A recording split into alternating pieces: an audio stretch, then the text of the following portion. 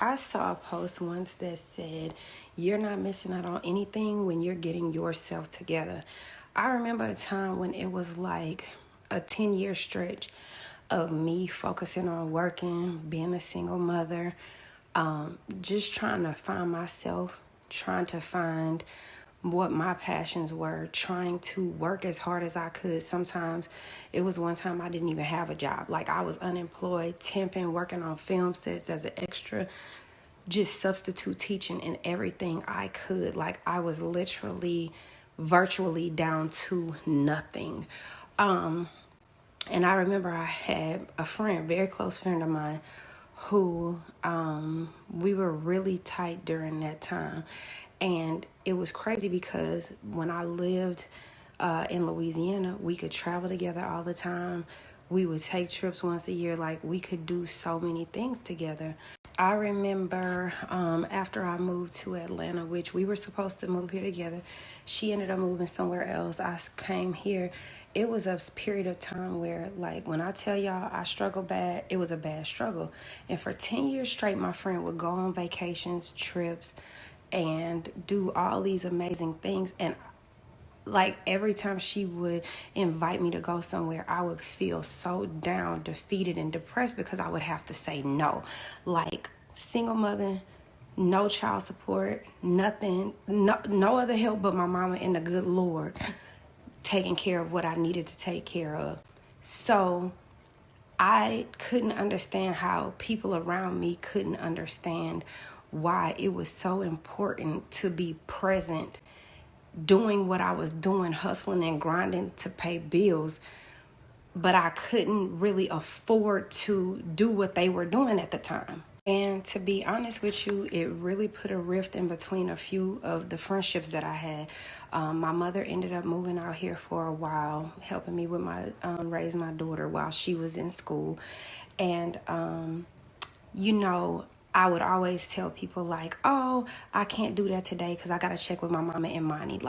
And they were like, "Girl, do you do anything other than hang out with your mama and your daughter? Like, do you have a life? What else is it that you do?" And I just remember like the invitations stopped coming in, the just random things because I just wasn't in a position to go off and do what they wanted me to do, because at that time, like, nobody was offering like, "Oh, let me find you a babysitter, let me pay for you to come with us, let us go do this together, let me see what it is I can do to make an arrangement to, because I want you to hang out so bad." Like, there was literally a point where I didn't even have a car to get back and forth to work. Like, it was that real. And I remember like a couple people that I met randomly, not people that I had known, I started getting cool with. And one of my friends was like, "Oh, I'm going to the DR. If you get your passport, I'm going to take you with me. Oh, you want to work on these goals? Let me see how I can break it down and help you. Oh, I got to ride. Let me try to get you to work." Like, it was people that God placed in my life that started helping me as I was trying to help myself pull myself up out of that hole. I say that to say this, like, I went through all of those struggles at that time and was feeling so defeated because I couldn't do what other people wanted me to do with them while they were all where they wanted to be in life.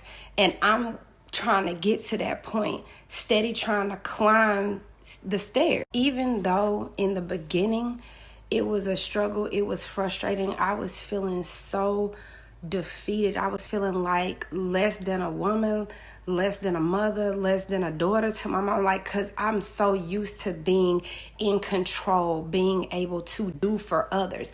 Like, people pleasing has been something that has driven me to the ends of the earth and back. Like, it's been taking me a while to get over that.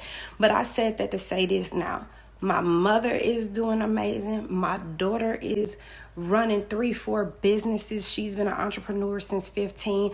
I've released a children's book all around the world from A to Z. I've shot a documentary on Black fathers, the pride and pillar of the community. I've been operating within my passion, my purpose, and I said all that to say this. It doesn't matter what anybody else has going on, who can or can't understand what you got going on, where you are in life. Continue to operate within your purpose of what is for your life. If you driving at 25 miles an hour and that's the speed you comfortable with at this point in time in your life, and somebody in the other lane going 75, that's on them. That's all right. You gonna get to where you want to be. God will lift you up and bless you to be in a spot where you need to be for your life, what's comfortable for you. Don't let other people talk you into, guilt you into, trick you into doing things their way on their time. Because when you do it that way, you find yourself frustrated, angry, upset, depressed, anxious. You're basically allowing them to live their life and yours too, because you're trying to live up to their expectations of who you should be, what you should have, where you should be going, and what you should be doing. And last I checked, they ain't checking with you before they make any decisions that's best for them. They're doing what's best for their life, and I suggest you get busy doing what's best for yours.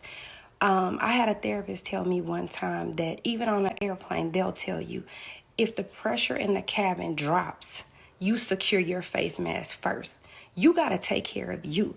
If you don't take care of you, you're not no good to yourself and nobody else. So come out of that space of feeling defeated because your friends doing all of this, that, and the third.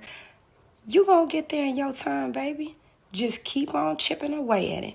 When it's your time to shine, you gonna shine bright like a diamond.